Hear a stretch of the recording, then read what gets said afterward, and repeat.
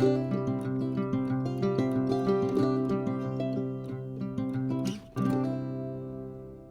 guys, so when you start making your blueprint, what I recommend is to pull this blueprint checklist up on your iPad and refer to it as you are drawing your blueprint on a separate sheet of paper.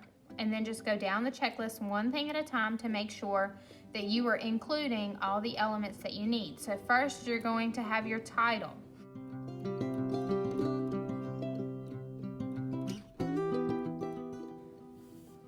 Okay, and after I've titled it, I'm going to put a check mark, and now I'm going to put my name on it.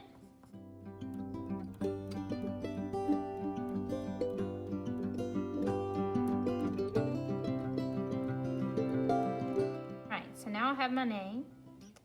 All right, and at least 2 perspectives. So this is 2 viewpoints in which you are going to be able to view the shelter and all the elements that are inside. So I'm gonna do the front, and then I'm gonna do a cross-section view for mine. You can check it either before or after.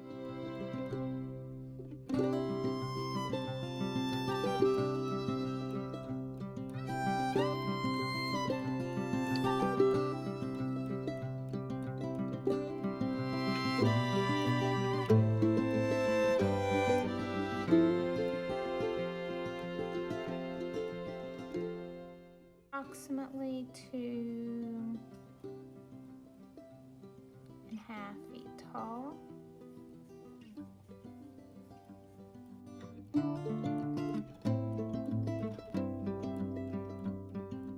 And remember that when you are creating your diagram, you want to be specific. So this is going to be made out of particle board on the outside.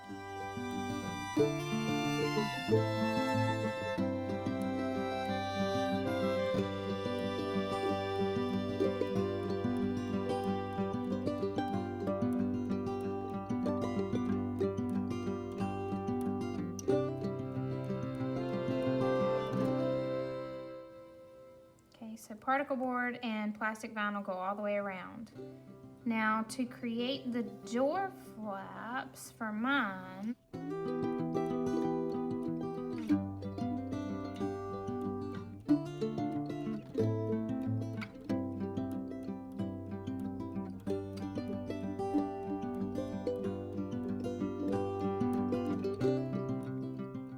okay, so for the door, it's going to be a thick piece of flexible plastic. That way when the animal goes in, it kind of bends and lets the animal go in and it comes out, but it still is enough covering to try to keep some of the heat in. And then also we're going to add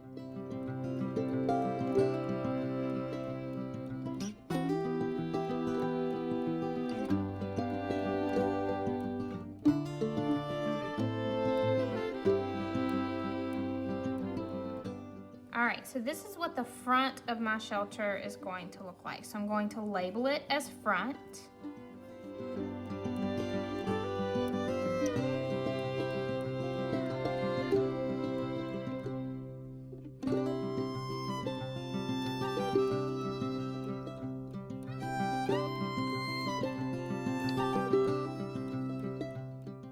But also we're going to do the cross section.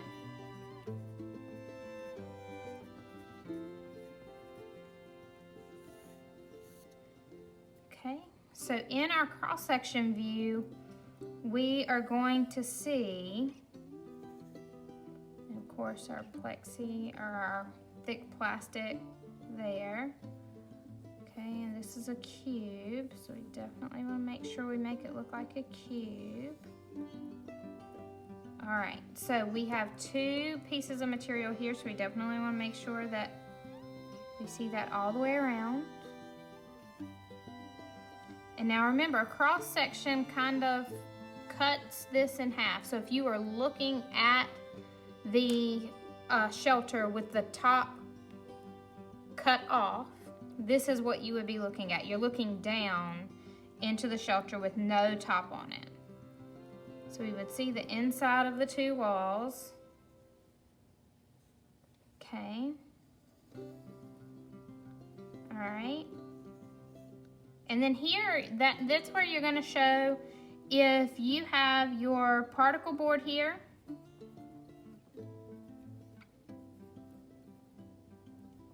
And you have your plastic vinyl there. This is where you would also show if you had added any type of insulative material in here. So maybe you filled the little gap with cotton, or maybe you found some leftover insulation from a contracting job that maybe one of your parents did. Or maybe you've got some old blankets or something and you decided to insulate between these two with some other sort of material. So maybe if you put, and I'm just gonna pretend like I've got lots of cotton balls, and I'm gonna fill this section in with cotton balls to add more insulation there. I saw that many of you were putting that you wanted to make sure that your animal had a nice comfy place to sleep. So we definitely want to make sure we have a bed of some sorts maybe. So we've got a doggy bed made out of an old blanket and old pillows. Okay, maybe we were gonna throw them away. Instead of throwing them away, we made us a nice comfy doggy bed. Because remember, fabrics are good insulators as well. We're making the super warm shelter. All right. Or if you could also, maybe you're one of those people that like the ice and cold pack ideas. So maybe your doggy bed, have our little fluffy corners there. Maybe your doggy bed is the hot and cold pack bed or pad. Okay, so you would add that there, add your specifics there. We're gonna say that this is 18 inches by 18 inches. We kind of folded up the blankets and the pillows and wrapped them up, made them nice and comfy. I do not.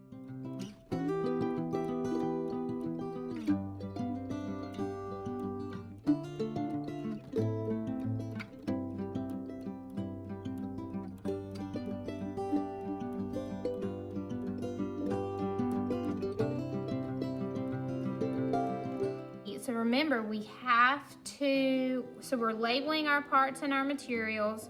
We haven't yet labeled so we're gonna put shingles on our roof. We're also gonna make the roof out of particle board as well.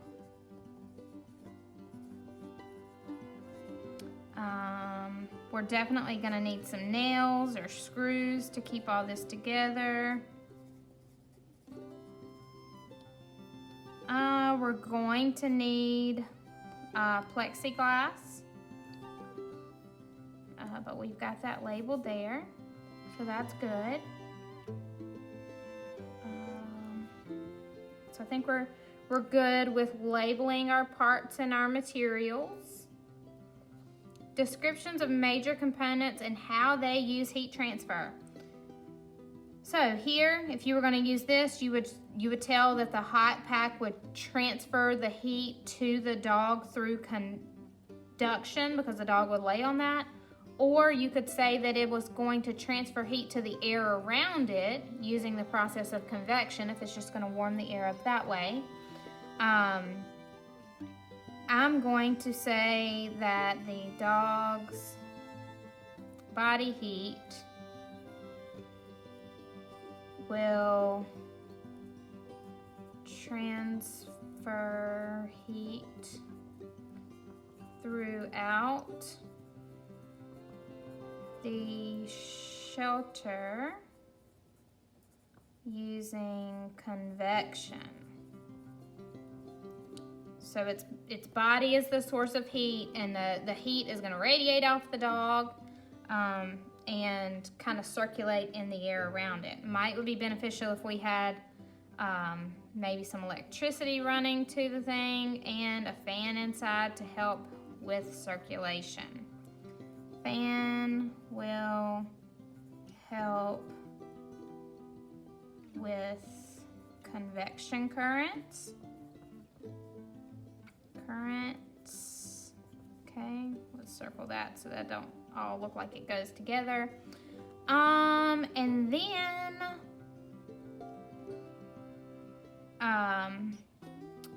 the walls are insulated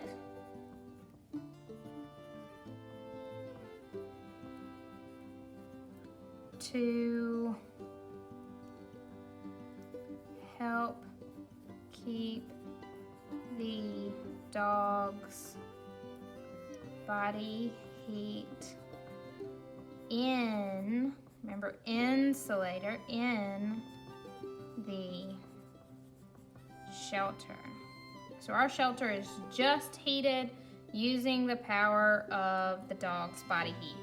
All right.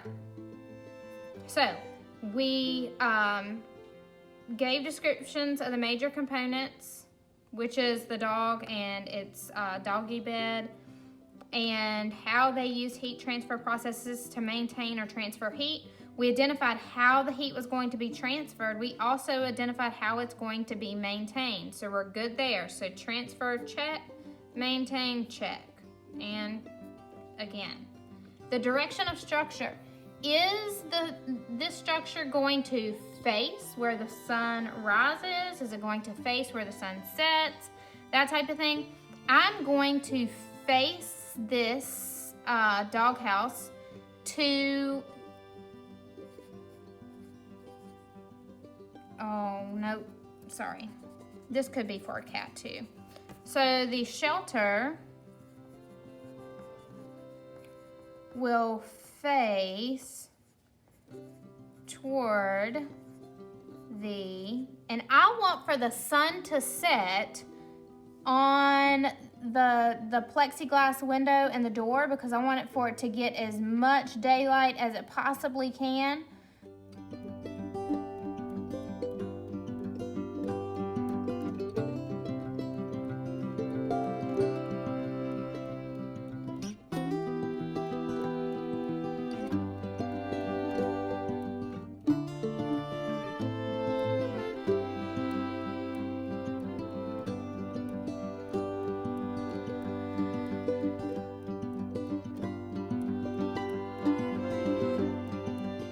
Forgot to identify this process. So we have the plexiglass window there so that radiation can also get inside.